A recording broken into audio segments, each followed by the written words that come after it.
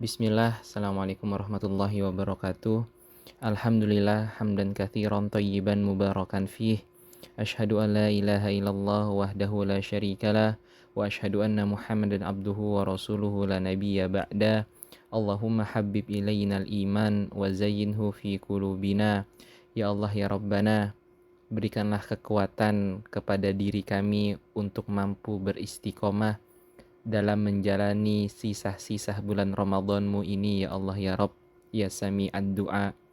Apa kabar semua teman-teman? Semoga selalu dalam kesehatan, selalu dalam kesempurnaan iman, dan selalu dalam keistiqomahan yang kuat, agar kita semua mampu untuk menjalani kehidupan ini, karena dengan 3 hal itu adalah modal utama seorang manusia untuk mampu menjadi hamba-hamba Allah yang Rabbani. Teman-teman yang dirahmati Allah, pada kesempatan pekan hari ini kita akan membahas penyakit hati dan pengobatannya. Sesungguhnya setiap anggota badan diciptakan untuk fungsinya masing-masing, sedangkan sakitnya anggota badan ialah apabila tidak berfungsinya sebagaimana mestinya sehingga fungsi tersebut tidak muncul sama sekali, atau bila fungsi itu muncul tapi tidak stabil. Sebagaimana sakitnya tangan ialah ketidakmampuan untuk memegang sesuatu. Sakitnya mata adalah ketidakmampuan untuk melihat sesuatu. Demikian pula juga sakitnya hati. Ia tidak berfungsi sebagaimana tempat merasakan kelezatan beribadah kepada Allah, sebagai tempat penyerap ilmu, sebagai tempat kita untuk memahami hikmah dari Allah, dan tidak mengetahui fungsi substansi manusia di atas muka bumi ini. Ini bila hati kita yang sakit. Maka dari itu, pentingnya kita sebagai seorang hamba yang mengaku beriman untuk selalu membersihkan jiwa kita. Sebab tidak ada satupun dari kita yang selama 24 jam bersih dari salah, khilaf, dosa, dan maksiat. Berapa banyak mata kita melihat sesuatu yang Allah haramkan. Telinga kita berapa banyak mendengarkan sesuatu yang tidak Allah sukai. Mulut kita berapa banyak kemasukan makanan yang tidak jelas halal haramnya. Lisan kita sudah berapa banyak menyakiti hati saudara kita, hati teman kita, atau bahkan hati orang tua kita. Tangan kita sudah berapa banyak mengambil sesuatu hak yang bukan milik kita. Kaki kita sudah berapa banyak melangkah ke tempat-tempat yang tidak Allah ridhoi. Inilah teman-teman dirahmati Allah, keseharian seorang makhluk yang bernama manusia yang selalu terbalut dengan dosa dan maksiat. Maka sebaik-baik manusia adalah mereka yang gemar dalam melakukan self-auditing atau membersihkan jiwanya. Dan rusaknya fisik dimulai dari kotornya sebuah hati. Sebagaimana mata air yang mengeluarkan airnya, maka hati pun juga selalu mengeluarkan kemampuannya, baik dalam ketaatan kepada Allah maupun dalam keburukan. Maka memahami jenis penyakit hati merupakan fardu ain bagi setiap muslim agar kita mampu terbebas dari kerusakan fisik. Apa saja penyakit hati diantaranya? Maka minimal pada kesempatan hari ini kita akan mengenal 5 penyakit hati. Yang pertama adalah sombong, yakni adalah perasaan sombong adalah saat seseorang memiliki kebanggaan berlebih pada kemampuan dirinya sendiri. Ia memandang dirinya tinggi dan enggan untuk mengakui bahwa ada orang lain yang lebih baik. Dan ini umumnya muncul saat seseorang itu dititipkan harta oleh Allah, dititipkan jabatan oleh Allah, diberikan wajah rupawan atau kepandaian dari Allah Subhanahu wa taala. Kita ketahui, bukankah Qabil melakukan pembunuhan terhadap saudaranya Habil? Itu disebabkan karena ia merasa dirinya paling tampan. Ia merasa bahwa dirinya paling gagah, maka ia yang pantas dinikahi dengan adiknya dari Habil tersebut. Merasa dia cocok untuk dinikahi oleh adiknya. Maka akhirnya muncul rasa iri terhadap terhadap saudaranya, yakni adalah Habil. Maka itu akhirnya ia melakukan sebuah pembunuhan. Dari sini kita memahami bahwa ternyata sombong itu akan mengakibatkan sesuatu hal yang sangat durhaka kepada Allah Subhanahu wa taala. Dalam surat Al-Isra ayat ke-37, kita diminta untuk menjauhi sifat sombong. Sebagaimana Allah berfirman, "Wala tamshi fil ardi maraha, innaka lan takhriqal arda wa lan tablughal jibala tula."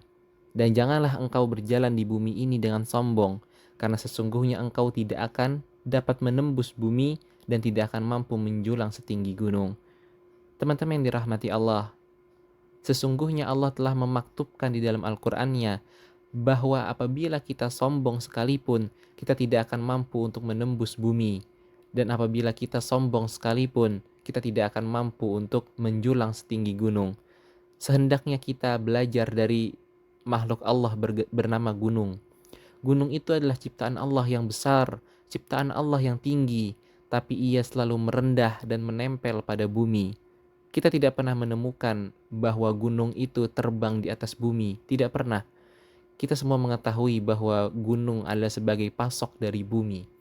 Maka itulah dia ciptaan Allah yang besar, ciptaan Allah yang tinggi, tapi dia tetap merendah untuk menempel kepada bumi. Inilah kita bisa mengambil tamsil, bisa mengambil perumpamaan bahwa orang-orang yang sombong itu kelak nanti akan mendapatkan azab oleh Allah Subhanahu wa taala. Kemudian penyakit hati yang kedua adalah ujub, yakni adalah merujuk pada kecenderungan mengagumi dirinya sendiri. Dan kebiasaan inilah yang menjadi akar rasa sombong dalam hati seseorang. Ada 3 hal yang membawa manusia pada jurang kebinasaan. Yang pertama adalah tamak lagi kikir. Yang kedua adalah mengikuti hawa nafsu.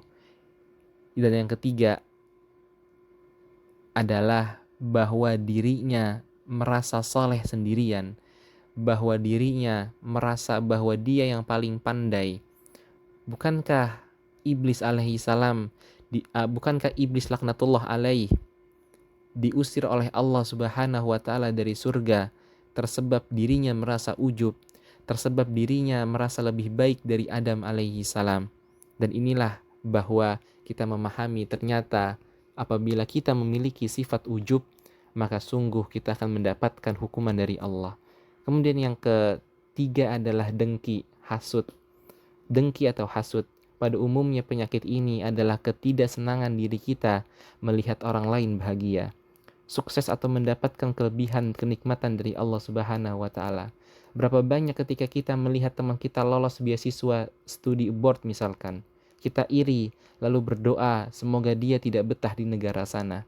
Berapa banyak kita melihat teman kita baru beli HP dengan versi terbaru, lalu kita iri dan mendoakan semoga HP-nya rusak atau hilang. Bahkan yang lebih parah lagi, kita berdoa kepada Allah agar orang lain tidak ada yang bahagia selain hanya diri kita. Waspadalah terhadap hasad, sabda Rasulullah SAW. Sesungguhnya hasad mampu mengikis pahala-pahala sebagaimana api memakan kayu bakar. Hadis riwayat Abu Dawud. Teman-teman yang dirahmati Allah. Kemudian penyakit hati yang keempat adalah gibah, fitnah atau ngegosip. Berapa banyak saat ini gibah atau gosip menjadi tontonan masyarakat kita saat ini. Tanpa disadari ternyata kita menikmati hal tersebut dan kita terbuai pada berita-berita tersebut. Ternyata gibah atau gosip adalah penyakit hati yang sangat berbahaya karena akan menimbulkan kebencian antar sesama dan bagaikan kita memakan bangkai saudara kita sendiri. Yang kelima adalah kikir, bakhil ataupun pelit.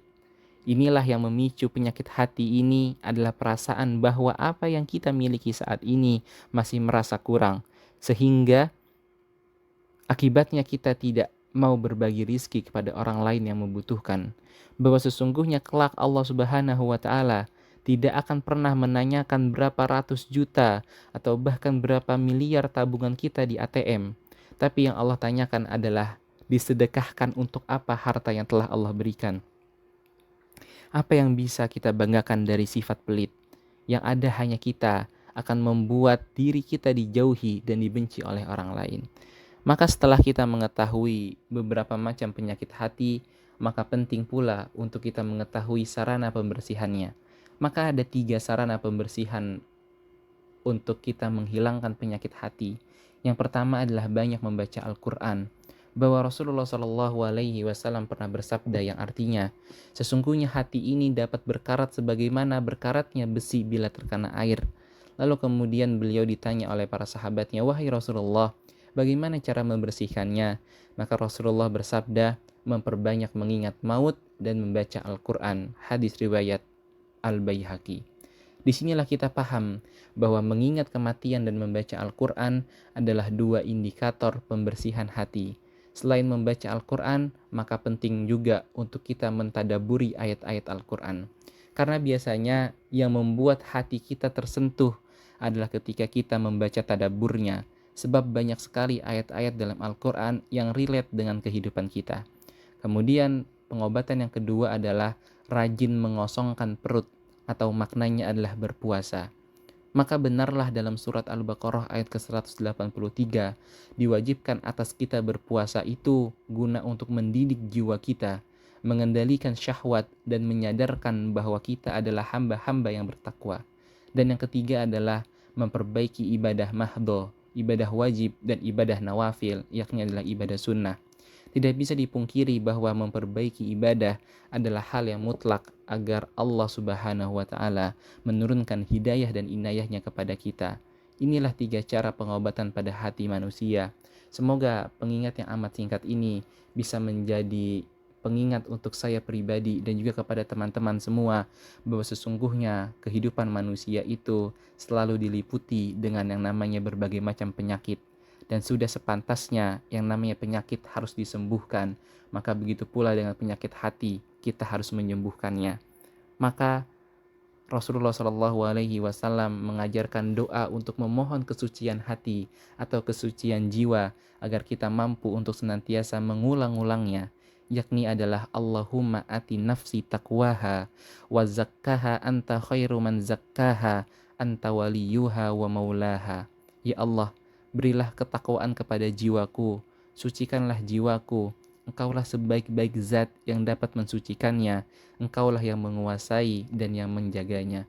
Teman-teman yang dirahmati Allah, semoga di sisa bulan Ramadan ini kita mampu untuk memperbaiki level taat kita.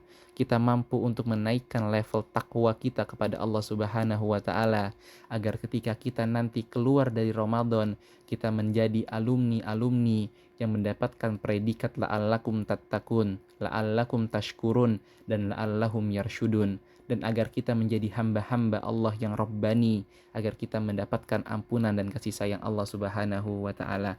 Demikian teman-teman pengingat yang amat singkat ini, semoga ada manfaatnya. Kurang lebihnya mohon maaf. Assalamualaikum warahmatullahi wabarakatuh.